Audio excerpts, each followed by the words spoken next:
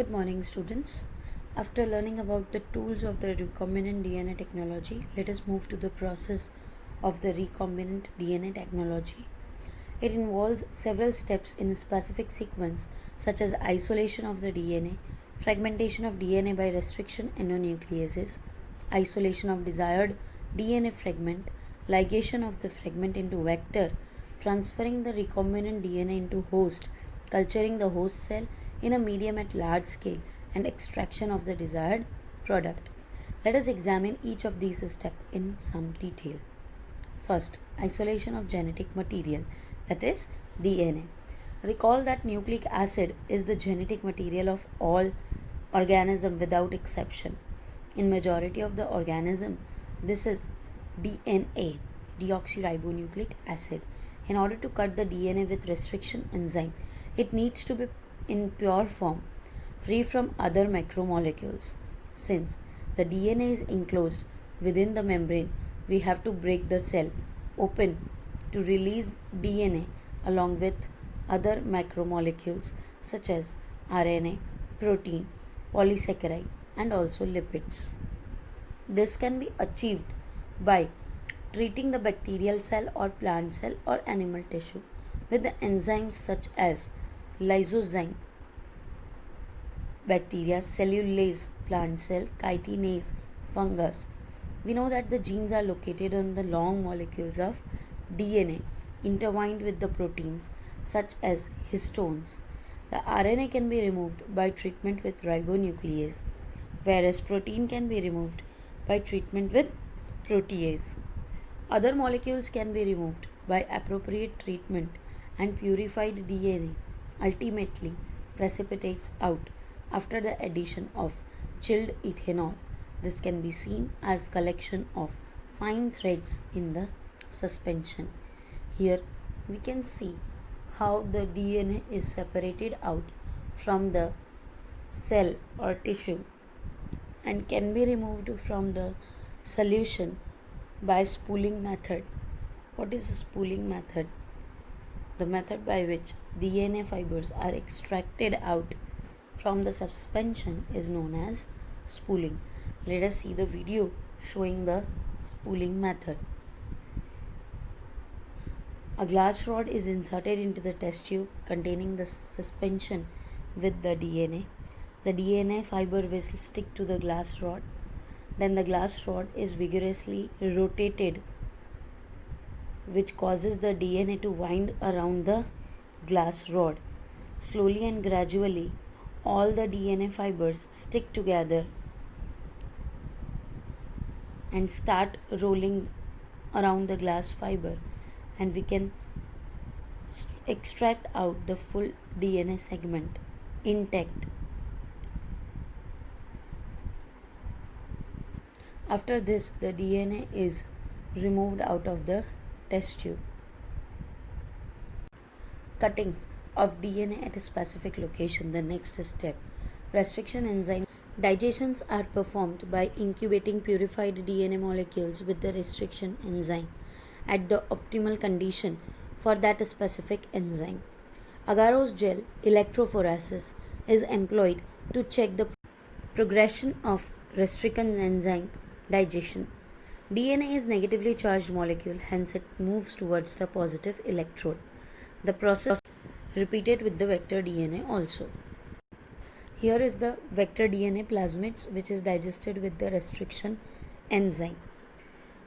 This way restriction enzyme will move along and find its restriction site and produces sticky ends. The another DNA is there in the test tube, which is digested with the restriction enzyme. These are the complementary sticky ends. Like in the presence of ligase enzyme, the sticky ends of two different DNA will ligate, and hence a new vector DNA is formed. Let us see gel electrophoresis. There is an electrophoretic chamber in which a gel slab is kept. It is filled with the organic solution and then connected its both ends with the voltage battery. Samples are loaded with the help of the micropipette into the wells of the electrophoretic chamber inside the gel. All the samples are loaded and then current is applied and allowed the DNA to move. We know that DNA is negatively charged, hence, the DNA will move towards the positive electrode, that is anode. Once the DNA starts moving, the different DNA fragments start separating from the other. The smaller ones move farther towards the anode. The joining of the DNA involves several processes. After having cut the source DNA as well as vector DNA with a specific restriction enzyme, the cutout gene of interest from the source DNA and cut vector with the space are mixed and ligase is added. This results in the preparation of recombinant DNA. The next step involves the amplification of the gene of interest using PCR. PCR is polymerase chain reaction. In this reaction, multiple copies of the gene of interest is synthesized in vitro using two sets of primer, small chemically synthesized oligonucleotides that are complementary to the regions of DNA, and the enzyme DNA polymerase. The enzyme extends the primers using the nucleotide provided in the reaction and the genomic DNA as template. If the process of replication of DNA is repeated many times, the segment of DNA can be amplified to approximately billion times, that is 1 billion copies are made. Such repeated amplification is achieved by the use of the thermostable DNA polymerase, isolated from the bacterium Thermus aquaticus, which remain active during the high temperature induced denaturation of double-stranded DNA. The amplified fragment, if desired, can now be used to ligate with the vector for further cloning. Here is a diagrammatic representation of PCR. First of all, denaturation occurs in which the strands get separated, annealing of primer, extension of the strands, and amplified genes are obtained. Let us see how PCR works. The DNA is extracted from the different animal tissues.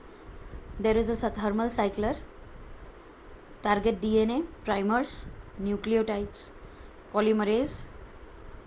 All are taken in a centrifuge tube. They are kept in this machine. The DNA, target DNA, first step denaturation occurs at 95 degrees Celsius. Then at 55 to 65 degree annealing occurs in which primers are added. Then at the 72 degrees Celsius polymerase starts its work, that is synthesizing the new DNA fragment. Again cycle 2, denaturation, annealing and extension. Again cycle 3, same steps are repeated again and again. This way, this will increase the number of DNA very soon. Cycle 4 and many more cycles are run. Now, till cycle 29, till 30 cycles, we will get 1 billion copies from the single DNA. Insertion of recombinant DNA into the host cell or organism. There are several methods of introducing the ligated DNA into the recipient cell. Recipient cell, after making them competent to receive, take up the DNA present in the surrounding. So, if a recombinant DNA bearing gene for resistance to an antibiotic like ampicillin is transferred to E. coli cells, the host cell become transformed to ampicillin resistant cells. If the host cells become transformed into ampicillin resistant cells, we spread the transformed cells on the agar plate containing the ampicillin. Only transformants will grow. Untransformed recipient cells will die. Since due to ampicillin resistance gene, one is able to select a transformed cell in the presence of ampicillin. The ampicillin resistance gene in this case is called a selectable marker. Obtaining the foreign gene product. The next step of this technology is when we insert the piece of alien DNA into the cloning vector and transfer it to the bacterial or plant or animal cell. The alien DNA gets multiplied in almost all recombinant technologies. The ultimate aim is to produce a desirable protein. Hence, there is a need for the recombinant DNA to be expressed. The foreign gene gets expressed under appropriate conditions. After having the clone gene of interest and having optimized the condition to induce expression of the target protein, one has to consider producing it on a large scale. Can you think any reason why it is need of large scale production? If we need the protein in a very large amount, then we need to produce it on a large scale. In any protein encoding gene is expressed in a heterologous host, it is called recombinant protein. That is, the protein is not the product of the host itself naturally, it is due to the recombinant DNA. The cells harboring clone genes of interest may be grown on a small scale in laboratory. The cultures may be used for extracting the desired protein and then purifying it by using different separation techniques. The cells can also be multiplied in a continuous culture system wherein the used medium is drained out from one side while fresh medium is added from the other to maintain the cell in their physiologically most active state.